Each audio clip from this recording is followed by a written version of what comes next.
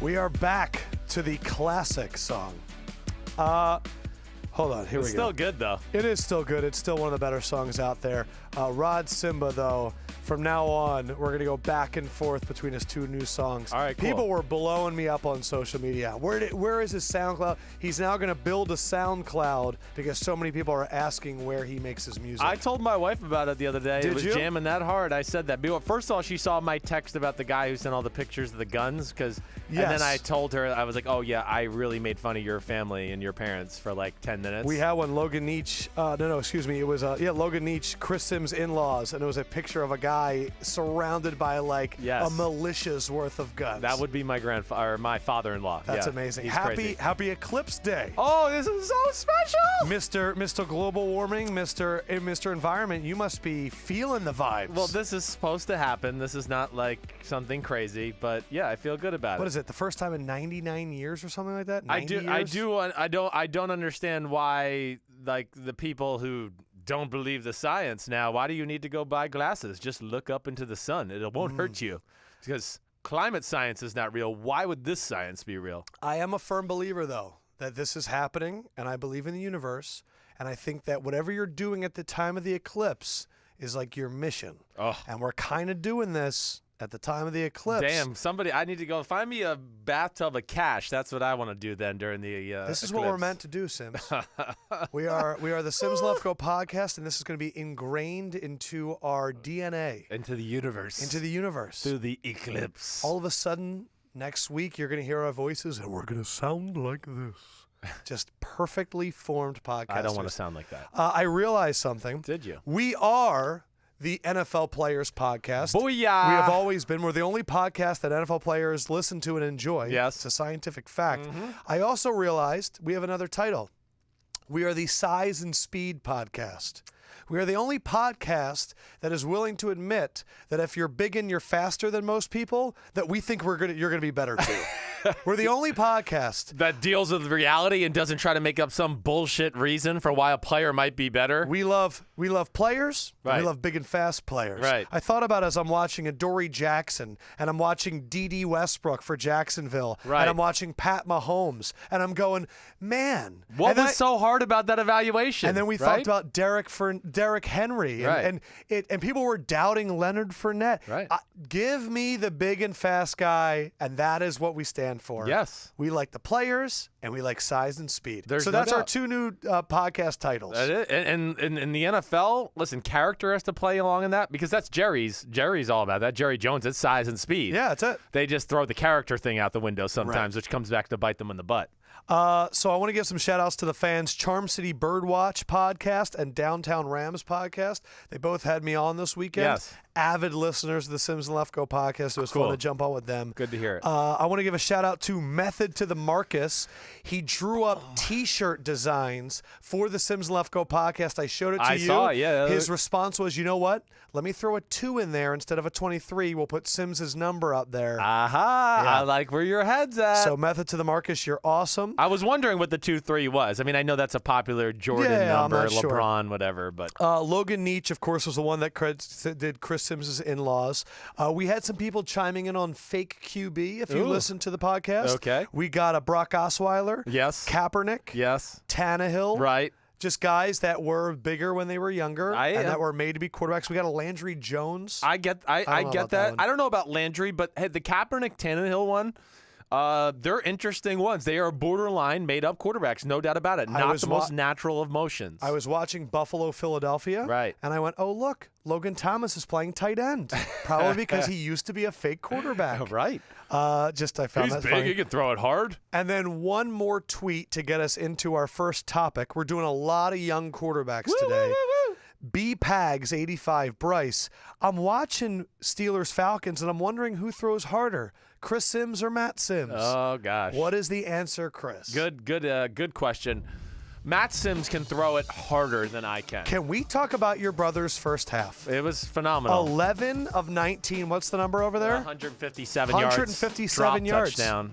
Drop touchdown. Drop touchdown, But when I saw Matt Sims playing in the first quarter of Atlanta-Pittsburgh after Schaub went in there and got out, right. I was like, holy crap, the kid's getting a chance. I think they're giving them a chance. I just, as a brother and as an ex-player, I hope they evaluate the third and fourth quarter the right way. My brother wasn't great. He did throw a bad interception, so I'm not taking any of the blame there, too. The other one was bounced off of, and it didn't count. Yeah, and there was a lack of offense in general. Blocking was not going real well. I said this to Canvasser. I said, let's put up Matt Sims' the producer Canvasser. Let's put up Matt Sims' stats. He goes, Adam, they're not that great. I go, only get the first half. Right. Because I think the Falcons have a very poor third team. I would just agree. From watching them the other night. And I want Matt Sims with the starters. Yep. Was amazing. He is. He did really well. I mean, Matt's got big-time talent. He really does. He just needs a break. I don't know what's going to happen. I'm fingers crossed, hoping he makes this team down there in Atlanta.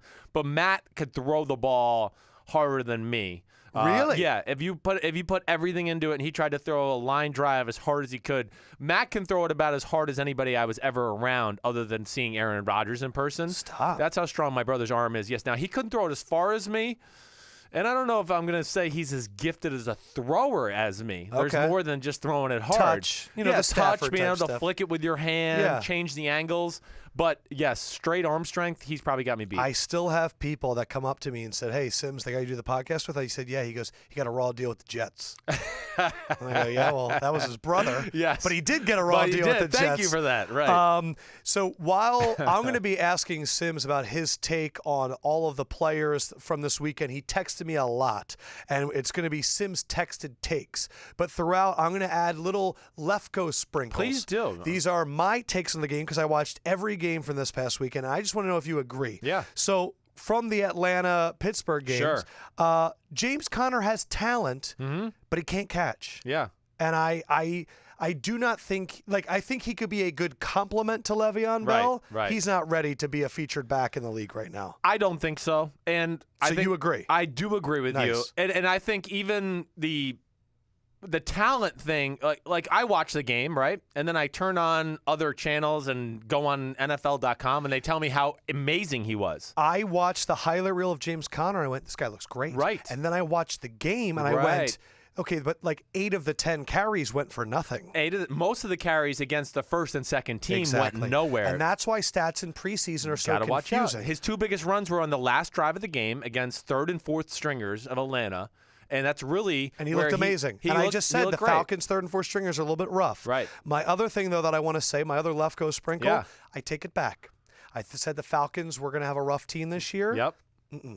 Their first-team defense is fast as hell. It's for real. And their offense will get it done. Yeah. But like you said in one of our videos, it's going to be flipped this year. I do think the Falcons' defense is going to lead, and the Falcons' offense will do what they need to do to win. Yes. They will not be – do not draft Matt Ryan high. No, I don't think you're going to see the same leagues. number output. I don't. We can't devalue Kyle Shanahan and what he did. I do think you're right. The thing that I'll say, we know there's a lot of talent on there.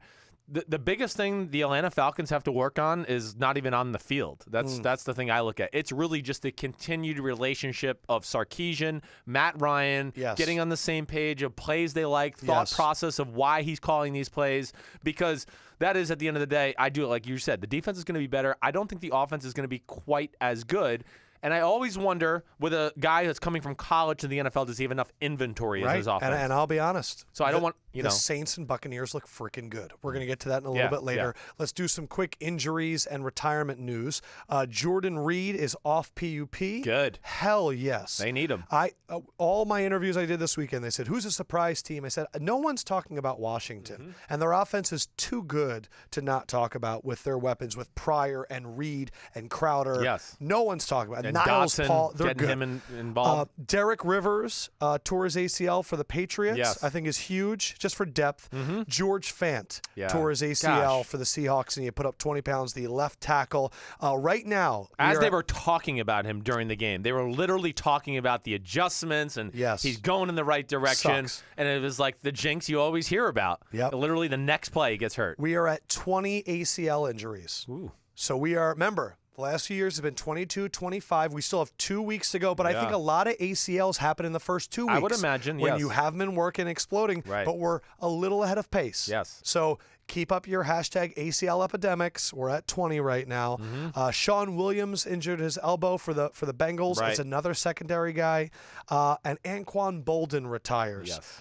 It's ironic that his last play was an interception by Ronald Darby. I know. And it just shows you Ronald Darby will make you feel really slow. Well, But Anquan Boldin as a career, what do we got? We got we got almost 14,000 receiving yards. Yep. He had so many big seasons with the Niners. Yep. The So many big Ravens. seasons with the Cardinals and the Ravens. Yeah. How will he go down in your book, Anquan Boldin? I mean, this is class of '99 recruiting class right here. This is my USA Today All-American he was in team. the same high school class as you. Quarterback, but he was considered an athlete. Fake quarterback. And he went to Florida State, Wow. and I was like, you know, he did do a little quarterback, and then he went to wide receiver.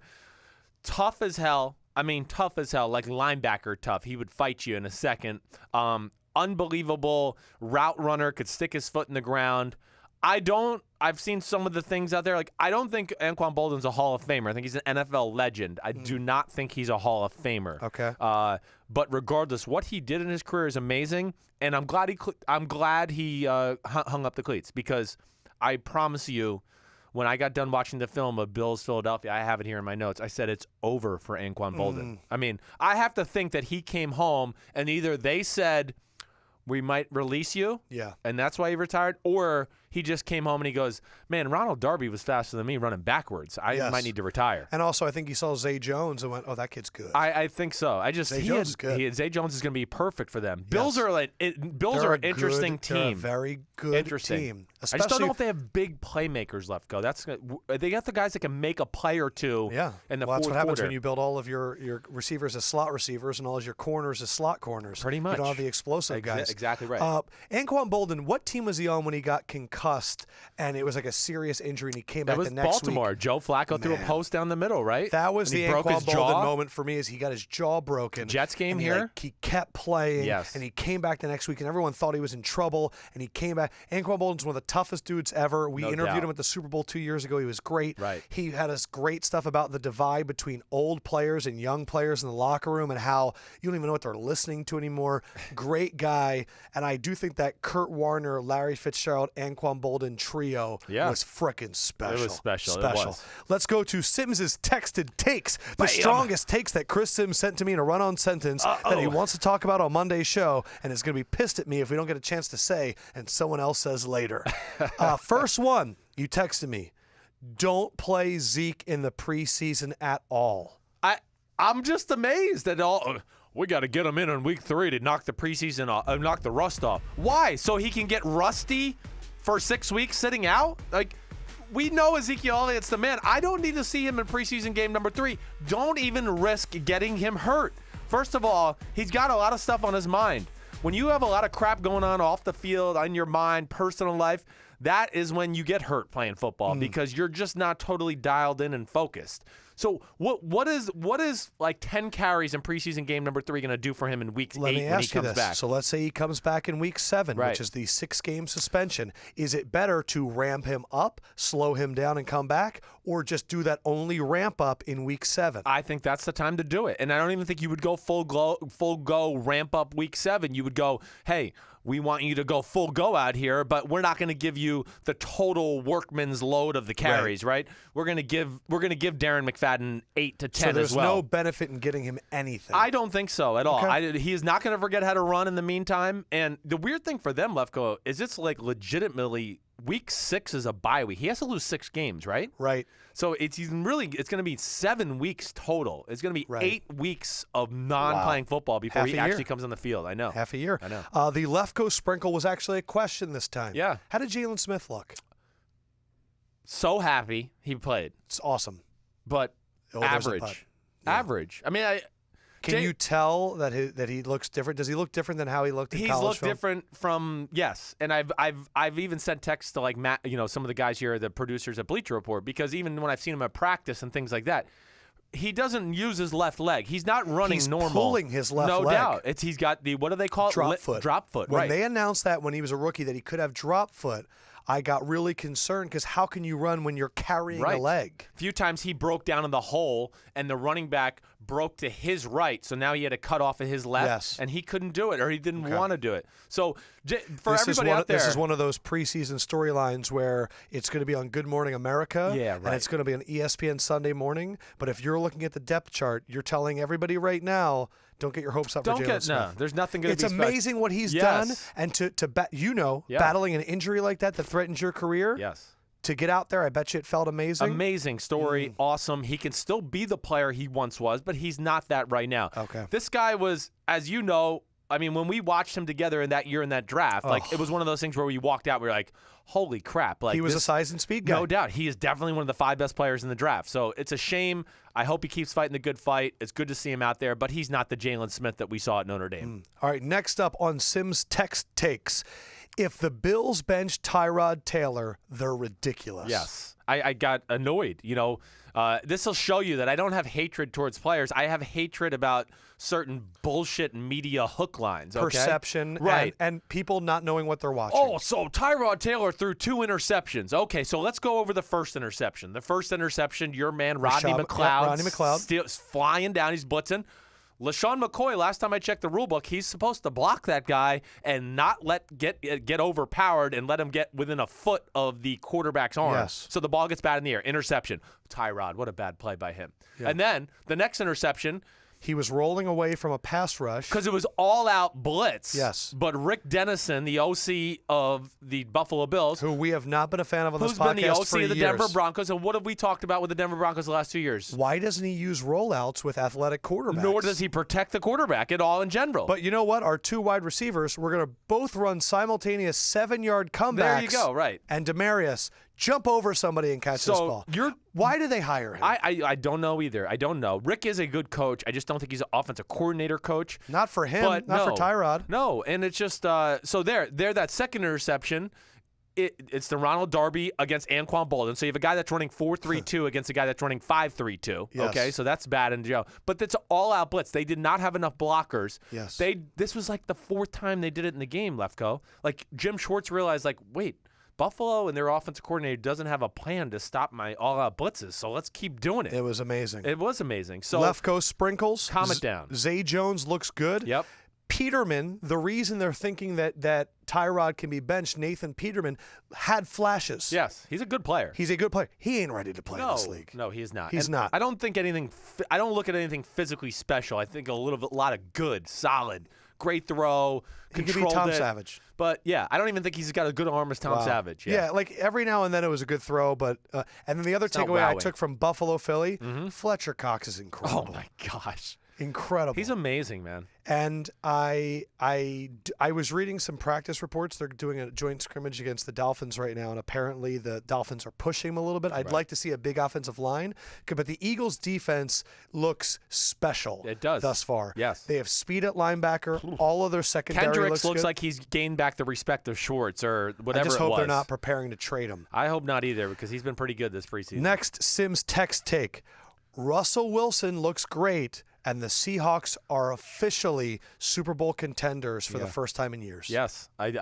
First of all, Russell Wilson's look is, I mean, I don't even know how to really articulate it. He just looks like a faster, more in shape version of Russell Wilson to begin with. I mean, it's very Aaron Rodgers-ish, except it's even faster and quicker than that when he's on the move. It's even sped up his delivery of throwing the football. I just thought in the game the other night, he was truly phenomenal. I mean, making some big-time throws, but the added quickness and just popping his feet. And then their O-line I know they lost George Fant, but their O-line's got enough players on it. I'm a believer that they're going to be good enough in the running game this year. I can't say, listen, they got to figure out what they're going to do at left tackle there. I'm not sure how they're going to play that out and mix and match it yet. I mean, all their offensive linemen, I feel like, have played tackle, whether it's Britt or Fetty or whatever they got to do. But the Britt's a very good center. Fetty, of course, he could do guard or tackle. Yeah. But I just think they have enough guys there for me to go, okay, Tom Cable's going to get them straight. Their running game is going to be legit. They have a stable of running backs, and Russell Wilson this year on the read option, like if you don't account for him, he is going to run for 50 yards down the sidelines on you. Russell Wilson looked amazing. And we like got amazing. Like I sat down and I was like, I know he's one of the corniest motherfuckers in this league, and I think most of his social media is annoying, and I understand why there's rumors about his teammates hating him, because I just don't get along with people like that, Right. that are just so cookie cutter great Yeah. that you're like, why are Yeah. you making me feel bad? But that's because I have ego. Russell Wilson's amazing. He's amazing. He's amazing. He is.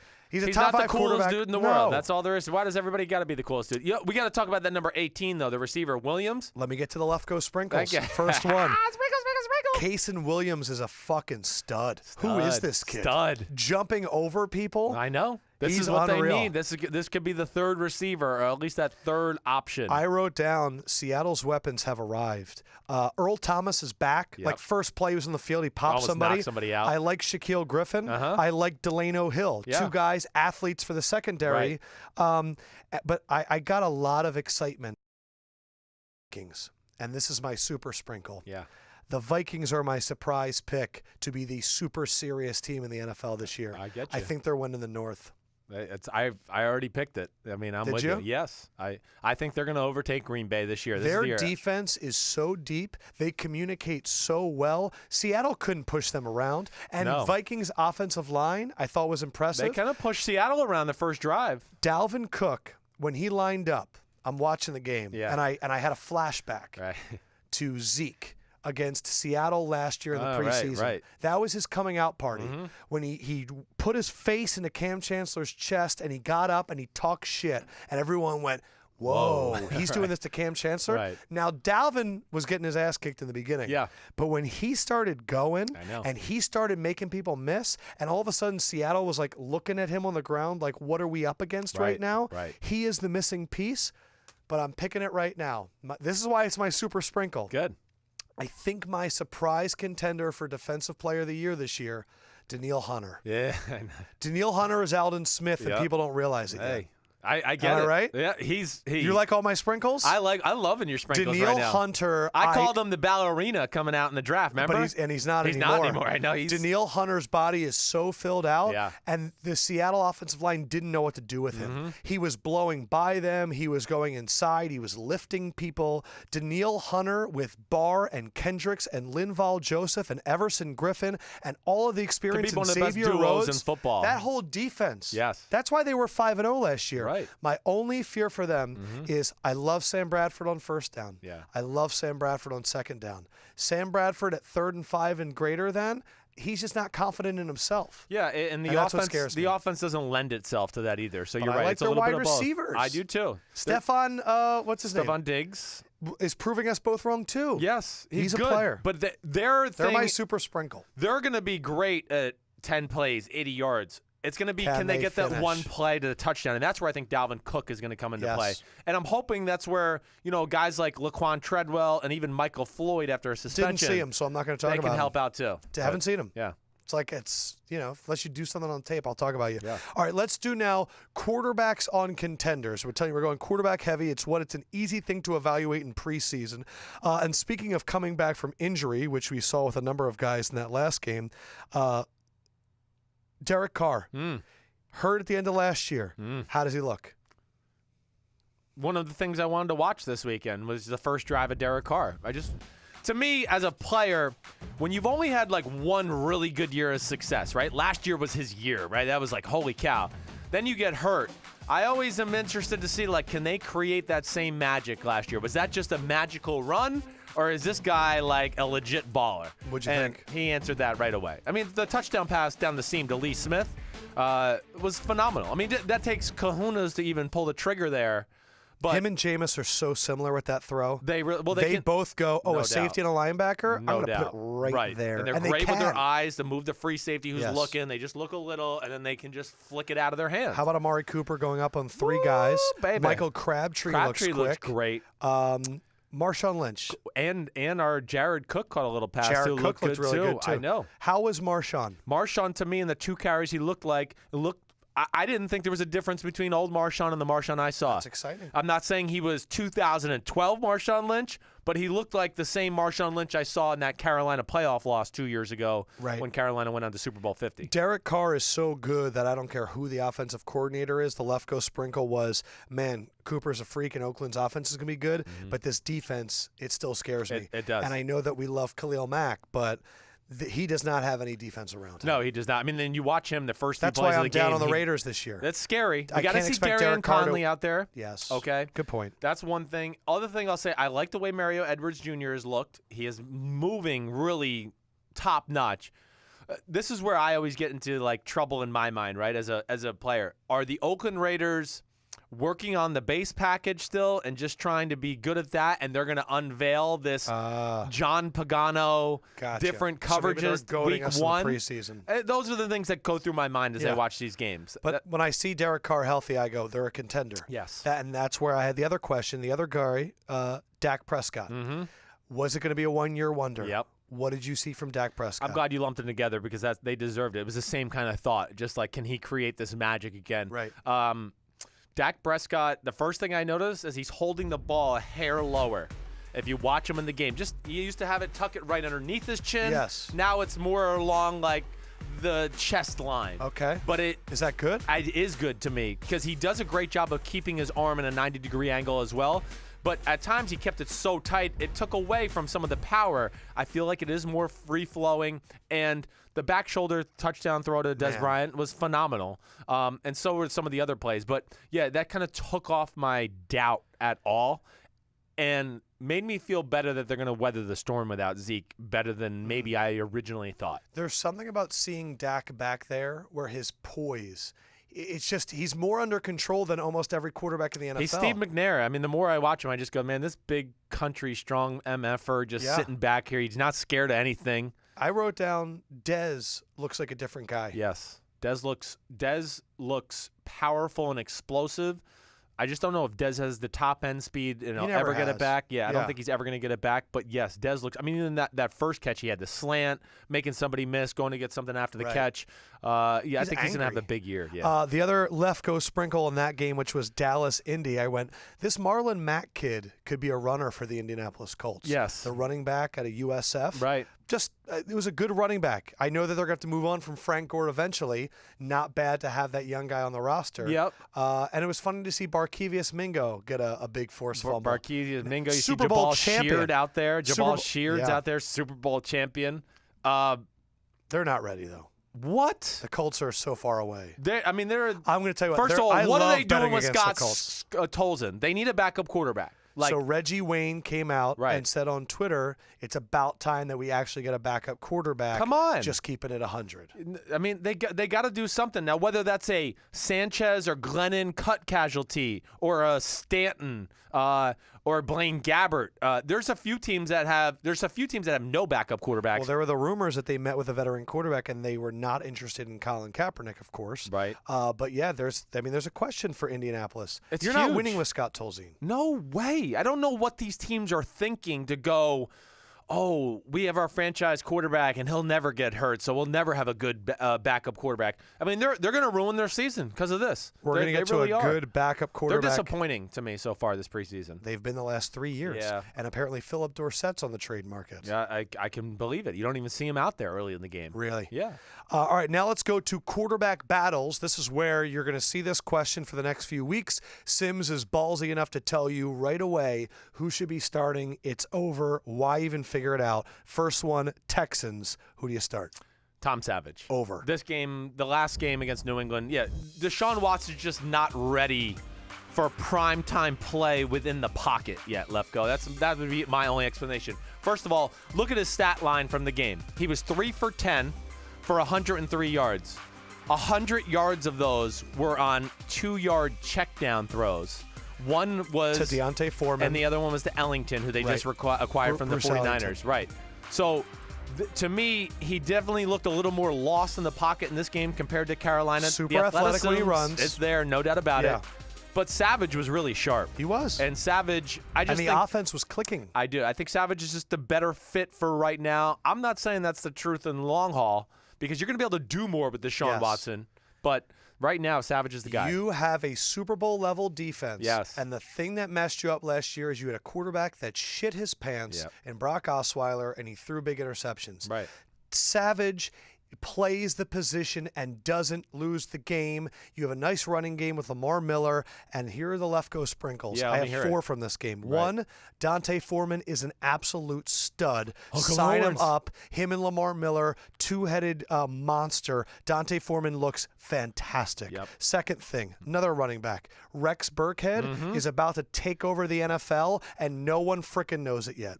The Patriots are going to make Rex Burkhead the running back Julian Edelman because he had a safety on him, and he left the safety 5 yards behind on a slant for a 25-yard touchdown. No, that was Zach Cunningham, the rookie linebacker who the Texans got 4 pass coverage out of Vanderbilt. Well, you can go back. Yeah, well, he got his welcome to the NFL because White Boy Supreme is pretty good in the slot. Rex Burkhead's about to be unbelievable. I would agree with that. Shout out to Jaylon Strong. Yep. Looking good. And then I think that, I don't know if he's going to make their team. He might be a practice squad player like last year. DJ Foster for the Patriots was a big-time wide receiver at Arizona State. Yeah. They played him at running back. And in the third and fourth quarter, just tearing people up out of the backfield. That's what the Patriots look for. Rex Burkhead, Dion Lewis, DJ Foster. Right. All their guys. They like guys that come out of the backfield and can block, but can also run. And I think DJ Foster, if he doesn't make the Patriots, some other team can scoop him up. Yeah, somebody's going to jump on there, for sure. Yeah. That's the great thing about a guy like DJ Foster being in a New England, too, is now teams are going to go, oh, well, he's been coached in a lot of areas. He can play receiver or running back, do whatever. But before, he would have been a tweener, and now he's versatile. Right. The other quarterback battle, the Denver Broncos should start. Not even close. Trevor Siemian. Over. You know I was a big fan of Paxton Lynch coming out in the draft. A lot of talent. I'm not giving up on him, but he's just not polished enough. First of all, like a Ryan Mallett, he's just so long, and the delivery is too long at times. It's a really dangerous name to say. It's just when you compare someone to Ryan Mallett, I immediately go, they're in trouble. It's just that body makeup. Now, he's a lot more athletic than Ryan Mallett, but the throwing and the long motion to get the ball out of your hand, he could put some heat on it, but by the time he gets it out of his hand, he's getting hit a lot of times. But all those, what do you have, like 9 completions for 39 yards? I got to look up his stats again. How is Siemian, though? Siemian is the guy. So it's the same thing as the Texans. The Denver Broncos have a Super Bowl level defense, and they need a quarterback that can make all the throws. The question for them is now, what's this offense going to look like? Yeah, can they build an offense? Because last year with your guy, with up there in Buffalo, Rick Dennison, it's crap. No. Who's their OC? Mike McCoy, old head coach of the Chargers. You mentioned him a few times. He's going to have a good offense. Think about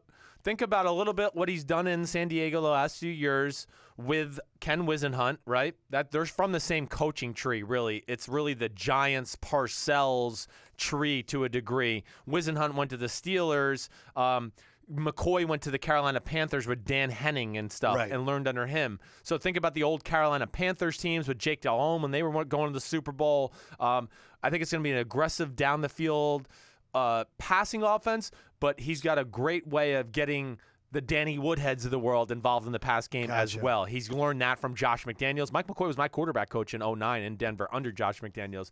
But Simeon's talent is underrated, man. It is. He's a better athlete. He's got an extremely quick release, and I think he throws the ball with more pace on it than people maybe give him credit for.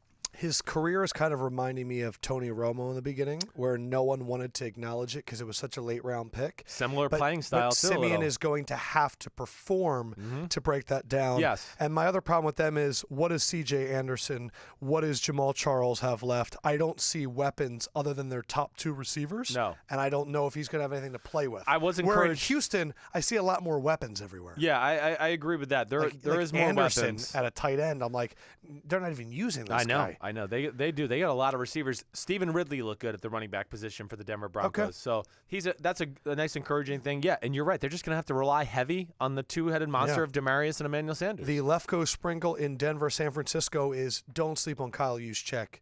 being a huge part of the Niners offense. Yes. Just right away. Right. He's just a different athlete than they have there. And if you know Shanahan's going to feature the athletes, another fantasy tidbit, if people in my league are watching, I hate you. Stop stealing my fucking players. Yeah, but assholes. Kyle Juszczyk is the kind of guy that you take later in the round. Everyone goes, you're taking a fullback? And he's going to catch 6 catches a game. There's no doubt. He's gonna be an integral part of their offense all year long. Tell that to Matt Camp. Get it on his list. So, yeah, you got to watch out for him. The other guy you want to watch out for there on their team is George Kittle, the tight end they drafted out of Iowa. So that one play where he bashed through people, that's what he does. Yeah, Kittle's good. Kittle's got more in the pass game than people give him credit for. He was down in Iowa, and he had his hand in the ground a lot, but he's a better athlete. Yeah, watch out for him. Marquise Goodwin, who I've said in a few things that he's going to be the Travis Benjamin. I read an article that C.J. Beathard is getting 1,000 extra snaps because of virtual reality. Does that mean anything to you? I haven't had an experience with C.J. Beathard. We need to get – well, no. Have you had an experience with virtual reality? No. We need to get you on there to see if it actually matters. Everybody says it does help. It gives you just another free run of practice, right? C.J. Beathard, he's getting all the reps anyway. I mean, Kyle Shanahan traded up in the 3rd round to get him.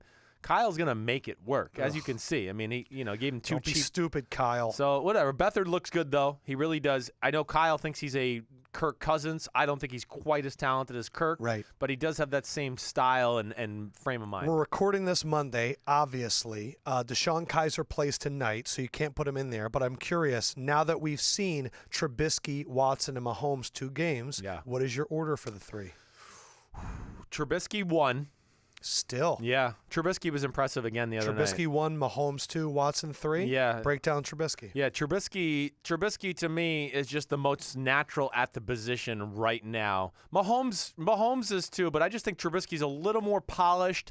And like we said going back to our draft evaluation, Lefkoe, Trubisky just ran a few more pro-style schemes at North Carolina. What did you see in week 2? Week 2, again, I don't even – natural throwing the football. It just doesn't matter. I don't care what ball this guy picks up. Great body control. Great body control. Can put it's 3rd and 4. I got to throw the slot out, and the guy's covered all over. I can put it outside to where my guy has to, go on the ground and catch it, and he catches it or nobody does. The athleticism, once again, I just think to me, I didn't see anything more that I didn't see in the first game, but I saw the same guy. It wasn't like, the wheels fell off this week in practice. He read his own headlines. I just don't understand. Mike Glennon played the entire first half. Yes. Mark Sanchez came in the 3rd. Trubisky played barely more than a quarter and only threw 8 passes. I know. Enough. They gave Sanchez a bone. Get Sanchez out of here. I understand that they needed to get Glennon that late touchdown in the first half for confidence. They want him to be the guy. There's nothing wrong with Trubisky sitting, but get him some frickin' reps. Sanchez, I'm sorry, bro. I know you look good in shorts. You're 3rd. Yeah. Because I know Trubisky looked good, but how am I going to evaluate a guy that played against the 4 stringers? That was what I wrote down. I hear you. And my other Lefkoe sprinkle was Honey Badger's back. Honey Badger is back. Honey Badger's back. I think all your points are valid. Listen, they somehow just gotta get Sanchez some reps just to go, damn, he might be our backup this year. So in case things get for real here. Trubisky's your backup. So Trubisky might be the starter, and Sanchez might be the backup, and then you cut Glennon, I think you would lose $6 million maybe this year on the cap, whatever it may be. I don't know if they know exactly what they're doing yet, but regardless, I'll say this: send them to Indy. I mean, there's a few teams we could go through. But the other thing I'll say, too, Lefkoe, if you're starting Mike Glennon because he's the veteran, right, and he won't make the bad interception, and we've seen 2 games where he's thrown the bad interceptions. So, and then we've seen Trubisky. That one, Honey Badger was bad. Was bad. I mean, that was bad. You want to see that quarterback finish that drive off, not take any risks like that. And then really, I don't know if it was the next drive, he almost threw another bad interception to his left side. He threw a corner route like he did last week against Denver. It looked like the same play, and he threw into coverage. Right. So I think you're wrong. I think Mahomes is number 1. Okay. I'm going to break down Mahomes. Good. Mahomes is out here throwing no-look cross-body passes. He is stiff-arming linebackers. That was impressive, right? And then throwing 30-yard lasers down the sideline. 10 of 14, 88, 2 touchdowns. I don't know if he's faster than Dak, but I feel like they're a similar speed. He's faster than you think, right? When how he about takes the off? stiff arm and a 25-yard diving touchdown run? He got called out at the 2, so it was unbelievable. Yeah. I think Patrick Mahomes is the better quarterback out of him and Trubisky. I also think that Andy Reid just knows how to set these guys up for success. That's really why I've given Trubisky maybe the edge a little bit. Mahomes is always rolling out, and he's got like a clear vision. But right. He's so talented. baller. He's a baller. Props to you Thanks. for saying he was going to be special, because a lot of people doubted him, including me, right. from Texas Tech. But man, is this kid incredible. No, this kid's incredible. He's superstar. It's coming. And yeah, listen, him and Trubisky they're similar, except just Mahomes, I would say, is the more gifted thrower, and I really think a lot of Trubisky throwing the ball. Sure. He's even gone up another level to me since the draft. But yeah, Mahomes is the more gifted thrower, and then I would say Trubisky is maybe the slightly better athlete, but it's close. It is so close. It really is close. I now have a super sprinkle, Lefkoe super sprinkle. I have a few of these. One, the Chiefs are winning the AFC West. Okay? I know that everyone wants the Raiders, and you're thinking the Chargers are an upstart, and you really like what the Broncos have. Right. Chiefs are winning the division. Chiefs are good. Chiefs are winning the division. Agree. I wrote that in my power rankings. But my super sprinkle is Alex Smith is playing better. And Alex Smith is facing competition that's very athletic and that's very young. Right. We've seen this before. Right. Colin Kaepernick's second year in the league, Alex Smith had his best year of his career. Yeah. Best year before he got hurt. NFC Championship game, they got to when this whole thing went down with Alex Smith and Colin Kaepernick. Alex Smith and Patrick Mahomes are in the same thing. Yeah. Alex Smith is getting motivated by a young quarterback that is flashing in practice and he is flashing in the games. And for every team out there that has your Scott Tolzien or has your backup quarterback, that Cam Newton, hey, Derek Anderson, he's super reliable. Cam Newton's not getting pushed. There's not a lot of pushing. It's hard with the younger guys. But you're seeing in Kansas City what a motivated older quarterback in a competition-filled quarterback room. Alex Smith looks like a different guy. I mean, I don't think he would ever throw that deep ball down the middle of the field to Kelsey unless gorgeous. Patrick Mahomes is the backup, and he's seen Patrick Mahomes probably do that every day in practice. Andy Reid had to answer questions today and say, Alex Smith is our guy. Yes. He is getting pushed. It is better for the team. Yep. This Chiefs team, I think Chiefs and Vikings are my teams right now that I watched, and I go, they are deep at every position. Mm-hmm. Their quarterbacks were kind of known as being wimps in the past. But, damn, I shouldn't have said that. Damn. Whatever. How Fuck dare him. you. Damn it. Now I'm all over the place. Damn, he wants to what? To what? But the Chiefs, to me, with Alex Smith and Patrick Mahomes motivating him, he looks like a different guy. I mean, I would say. You agree with my sprinkle? I do. I agree with it totally. I actually talked about it on a radio station earlier today. I truly believe that's why you're seeing a more aggressive Alex Smith, because he's got a guy that's pushing him every day in practice, and he realizes, man, we didn't win the playoff game against the Steelers last year because I wasn't aggressive. Yep. I got to continue to be this, especially if they want to beat the New England Patriots in Week 1. But that's the one that I'm looking at. I mean, I do think the Chiefs have a certain aura about them right now where I look at them and just the way they act and the things I hear in the press conferences, like they know they're good. They're mad about last year. I think they know they can go a step farther. And them going into the Foxborough and upsetting New England is a very real thing. It really is. On the first night of the season. I think it is. I think they're going to be a team that's going to be highly motivated. Yeah. And if you catch New England celebrating the banner in the fifth ring and things go right, you might catch them an off night. I'm going to say this, too, about the Patriots. I'm not going to say that they're not winning the Super Bowl. Yeah. All I'm going to say is their offense is going to have a different feel this year, and it's going to be a lot more spread you out, passing, kind of speed, quickness. Mm-hmm. You don't dominate a lot of games like that. And I'm curious to see if they're going to be able to do the power running. LeGarrette gave you that aspect last year. Yes. It's just going to be a different type of team. Speaking of the rookie quarterbacks, there was a guy that we were hard on. We were difficult towards. The Downtown Rams podcast had me on. They were like, what's about Jared Goff? And I said, all I'm going to say is, last year, he had an offensive coordinator that I think stunk in Rob Boris. He hadn't done it before. He had a coach that said, I just want a veteran guy. He had a backup quarterback that was not teaching him anything in Case Keenum. Case Keenum was trying to win the job. Right. And then to compare him to Carson Wentz, who had 3 former OCs mentoring him at head coach, OC, and quarterbacks coach, with a Chase Daniels that could bring Drew Brees' work ethic to, and a smart system, it was hard to compare. Right. Jared Goff looked like a different guy. Totally different guy.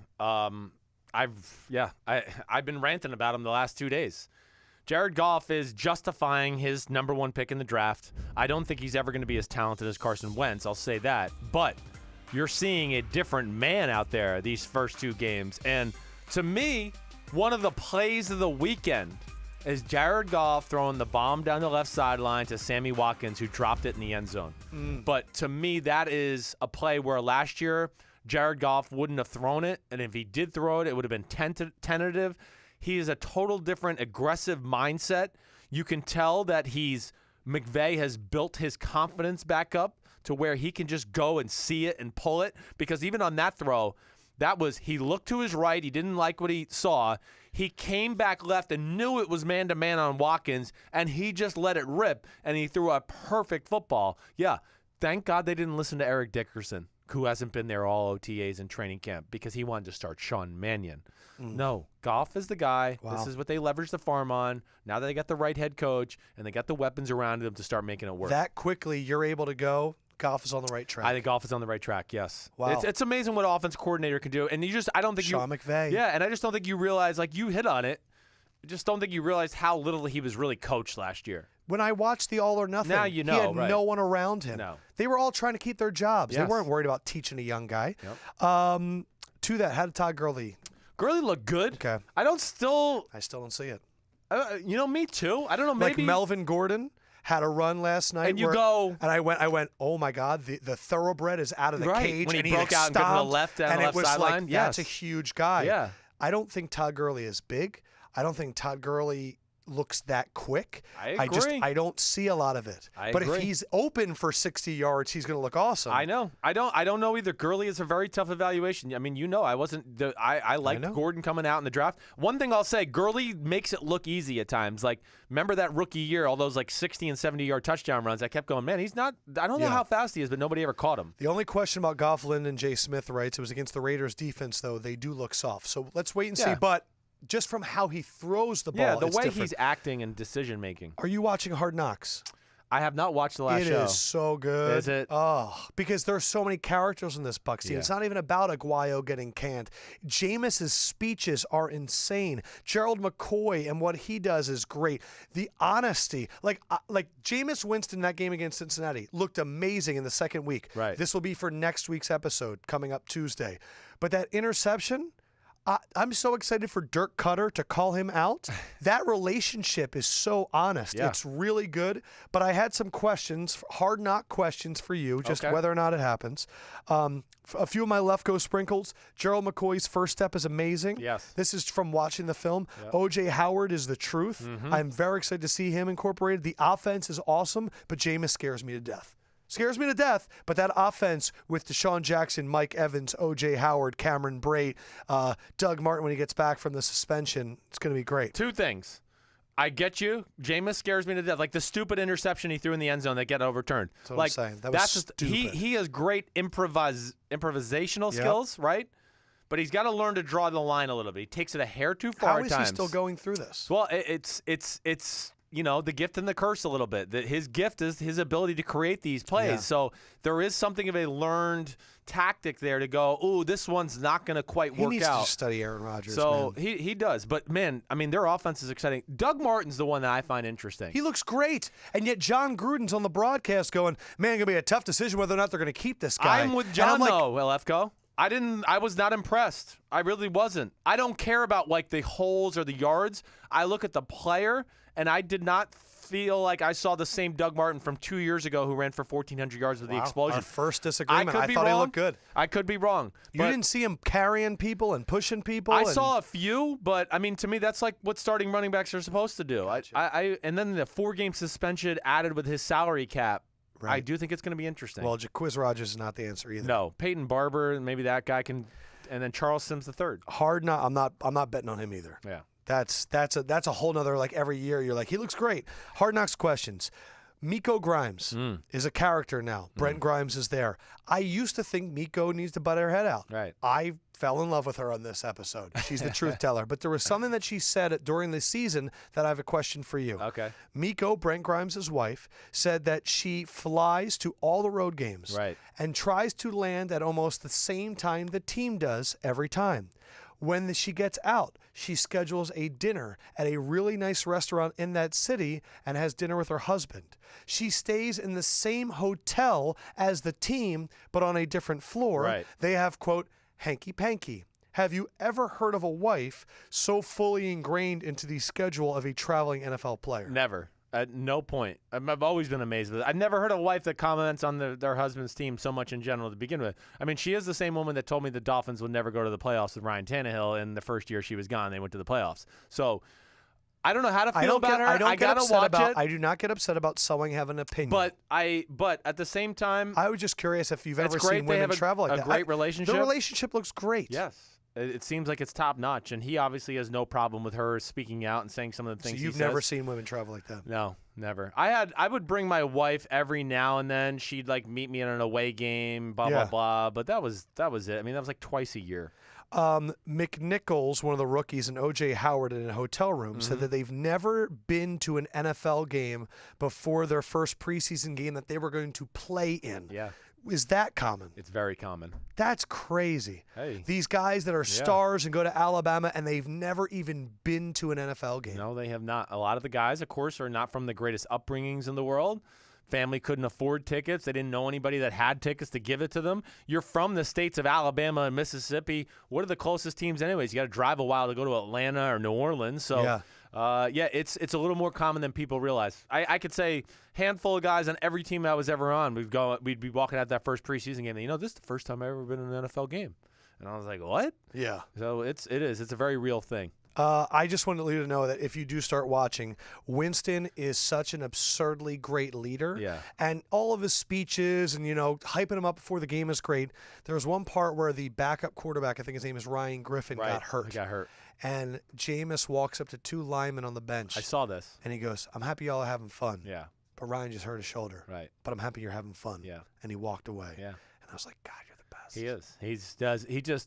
He's an ultimate leader. He's not afraid to say the unpopular thing or the popular thing. Ryan Fitzpatrick is a good backup for him. Right. And they bounce back and forth nice. And Ryan's good at him saying, respect the game. Yeah. Like, it's going to be those two together. I think Ryan can actually help Jameis mature. I think so, too. But I will say this. Yeah.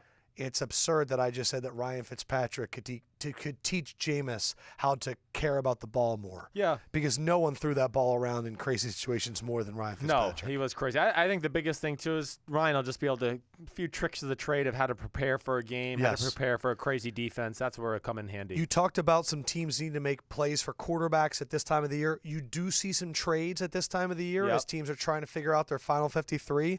You think the Bengals and Chiefs might have too many running backs, and some teams maybe like the Giants or Washington that could use a running back should come calling. Who are those guys? Steelers, they're a team that could use a running backs. But yeah, I mean, I just look at talk about the Bengals first. The Bengals, I mean, they have a legit Jeremy Hill, Gio Bernard, and Joe Mixon. And there's even another one on the list. It's Cedric Pierman, right? Exactly right. So to me, what's the point of having all these running backs? I don't really understand. Jeremy Hill and Joe Mixon are the same guy. Which one do you like more? I'm always at the running back position. I'm going with the young guy. And Mixon's definitely better in the pass game, Mixon. So he's made Jeremy Hill expendable in your mind? I think so, yes. If I'm the Giants, I'm getting Jeremy Hill. Right. I get it. If they have him, that's my one issue with the Giants. Washington, get Jeremy Hill. Yes. The other team, Kansas City, and this is probably because you saw Sharkandrick West. He had 3 or 4 huge runs. Right. He had a 51-yard run that, in true Sharkandrick West fashion, I mean, he was only going to get you 51 yards. Yeah. But Kareem Hunt had a great game. Yeah. Kareem Hunt looks like the real deal. He was in there with the ones, right. So they started the game off. Spencer Ware, I think, had like 1 carry, maybe 2 carries. Then they put Kareem Hunt in. Kareem Hunt's perfect for the Andy Reid offense. He's Darren Sproles-ish, but with more power, right? Yeah. So that's great. And then again, for the second preseason in a row, I'm going to tell you, I think C.J. Spiller looks good. I'm just going to warn everybody. I thought he looked good last year. C.J. Spiller is tough. Remember, we are the Size and Speed podcast, and C.J. Spiller has size and speed. But last year, Saints had like 150 yards in a preseason game. We were like, pick him up. Yeah. He barely even played. They cut him. I mean, they didn't even make the team. So something's always C.J. Spiller. I was wrong there. But, yeah, I mean, to me, one of them's got to be expendable. Sharkandrick, somebody out there. You can even go the Houston Texans. I mean, they got I was going to say that was my Lefkoe Sprinkle. Okay. Was Lamar Miller, Deontay Foreman, You don't need Alfred Blue. You don't need him. Somebody call up the Texans and get Alfred Blue because he's a good running back. Exactly right. But there's a lot. The Eagles could use him. Apparently, LeGarrette Blount. I don't know. Well, listen, that annoys me too. They got to pump their. LeGarrette Blount is not going to do anything with 3 carries for 8 yards. And the offensive line is not blocking anybody. Right. His beauty is like fourth quarter, and it's the 25th time you've had to square him up, and you go, "Gosh, I'm so sick of hitting this big 250-pound fucker. I can't take it anymore." The Bucs should trade for one of those guys. They should. Yes. The Bucs are a team that could do that. Yep. There's a lot of teams in the NFL that could use the Denver Broncos. The Get one of Bears those. have some running backs. They got some. They're expendable. All right, so I'm going to wrap it up just because we need to talk about the big movement right now in the NFL of supportive teammates, and I think it's really, really cool. If you know who Jackie Robinson is, you should know who Pee Wee Reese is. Pee Wee Reese was the white player on those teams that put his arm around Jackie Robinson, and is part of the reason why Jackie was able to have such an impact in Major League Baseball. You can be a leader, but you need someone to put your arm around you and be the first supporter. And I think we saw that in the NFL in this second round of playoff games. Chris Long put his arm around Malcolm Jenkins. Mm-hmm. That image was everywhere, and I'm so proud that happened on my team. Derek Carr and Khalil Mack, they both came out in support of saying, listen, we all should be treated equal. Justin Britt and Michael Bennett, that happened. I'm curious, what can this do to those specific locker rooms where a Chris Long or a Derek Carr or a Justin Britt come out?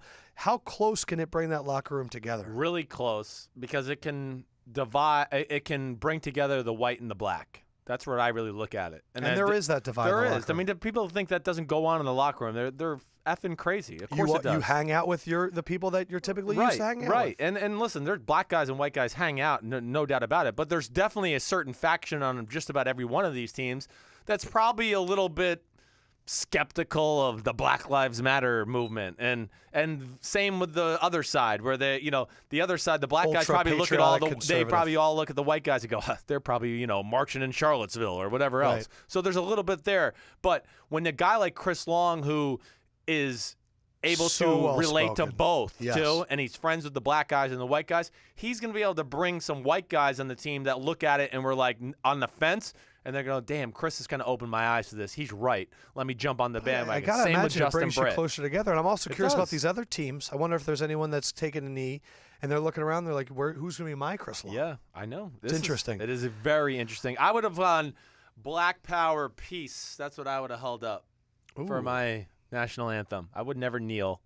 That's why I think Malcolm Jenkins is kind of doing a really good one. Right. He does the fist in the sky. Yep. And to that, we got a letter on Twitter from Brian McDowell, an Army officer, says that Sims and Lefkoe is his favorite podcast. And he says, you know what, guys like Marshawn Lynch and Bennett, he feels that his service is most respected when, quote, Americans exercise the rights that our military defends. You understand what those rights are, and you defend other Americans' rights and work together to improve the country. He is an Eagles fan. He is proud of Malcolm Jenkins on his team, that he's engaging constructively, and he loves that our podcast, he agrees with everything we've said, and he said he loves the Eagles even though that your son insulted him and said that Eagles fans suck. But I thought that was really cool that he wrote us a letter and just said, another awesome fan, we love you guys, saying I love the conversation, and that's just his 2 cents, that he likes when it's done respectfully and they're doing that. Yeah, that's good to hear. And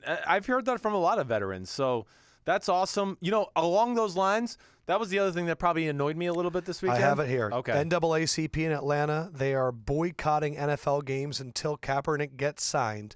And it's going to start with, they're going to be boycotting outside of the NRG Stadium, or actually, I don't know what it's called, the new Falcon Stadium. But they're going to be Mercedes Dome. It's the Mercedes-Benz Stadium. Right. But they're going to be boycotting games until Cap gets signed. I mean, to me, it's counterproductive the way I look at it. That's really, and I am all for the fight of what Colin Kaepernick's doing. But Lefkoe, I just feel like, okay, you want to boycott the NFL.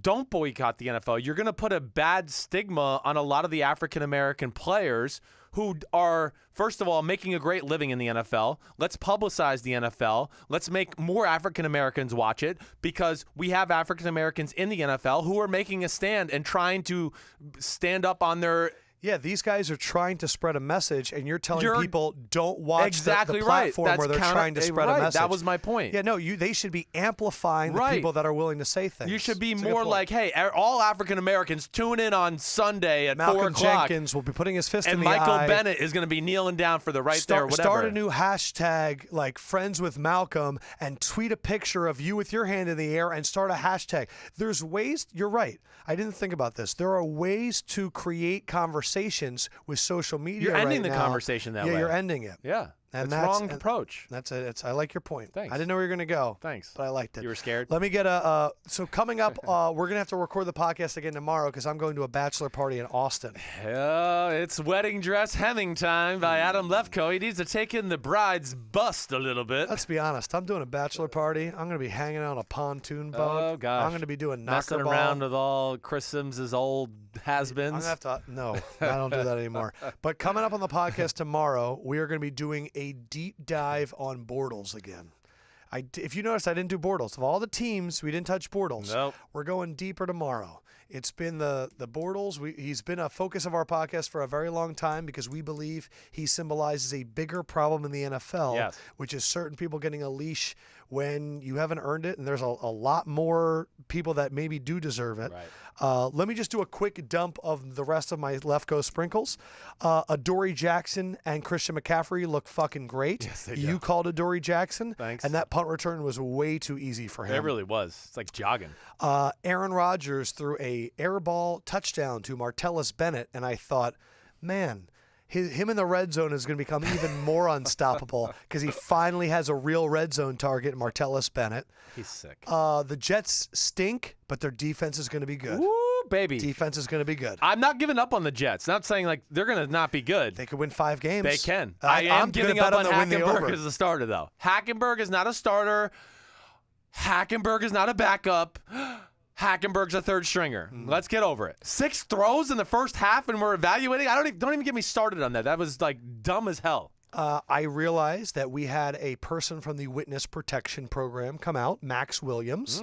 Showed up a little bit for Baltimore. The former top tight end in the draft. He could be a top 15 pick. Yep. No, he's not. That was my dad. His father is my dad's ex-center. But he had a few good plays. He did. He wasn't bad. He needs to have a good year. You're right. And then another guy that Sims and Lefkoe was right about, Alvin Kamara. Everything we hoped he would be and more. He's going to be the best running back on the Saints this year. Really? Take it from me. Over Mark Ingram, over Adrian Peterson. Yes. Alvin Kamara is going to be the best running back on that team this year. That was the first team Chargers defense, first run of the game, 50 yards, see ya the F later, I'm going to dance in the end zone. He's legit. He was the 3rd best running back in the draft. I liked him better than Joe Mixon. You know that. He's perfect for that offense because he can really run routes and catch the ball too. It's fucking awesome. Yeah, it is. I'm the Saints. Watch out for the Saints. I really like the way Marshawn Lattimore looked too. Really? Ooh, yes, I do. Marshawn Lattimore moves in a special way. I'm not going to say it's Jalen Ramsey-ish, but he's in the class of special movements like a Marcus Peters or a Jalen Ramsey. He's that kind of guy where I just go, he's moving a little more loose and fast than everybody else. And Ramczyk looks pretty good. I mean, he's going to have to fill in at left tackle for a little bit. Pass protection. You just got to get used to that. Saints, man, fell into it this year. They did. They really did. All right, so we're going to have another episode. It's going to come out on Thursday. That will be always fun to do. We're going to be reading iTunes comments. So subscribe on iTunes. Leave a 5-star review and comment. I promise you we will read it. We're going to be looking ahead. I have 5 things that Google teams do that I bet you the Patriots do that everyone can do to have a better team. It's just something to think about. I'm interested in this one. We got some weird Lefkoe shit coming your way. Okay, good. But that's coming up on episode 128 of Sims and Lefkoe Podcast. This is our Monday Rewind. We'll be doing this throughout the season, 4 o'clock on Facebook Lives. Monday is going to be when we dump everything that we watched this weekend. We got to every preseason game. We did. In less than an hour. And we got Giants-Browns tonight. Which I'm tonight. Actually excited to watch. Let's see what Deshaun Kaiser can do. And Eli Manning looks like he's lost some weight. Yeah, he does. So I want to see what he can do too. Sims and Lefkoe, we are the only Players First podcast, and we are about size and speed. Love you guys very much. For Sims. Peace out, homies. Fendrick says good night. We'll holler at you guys later. Good night.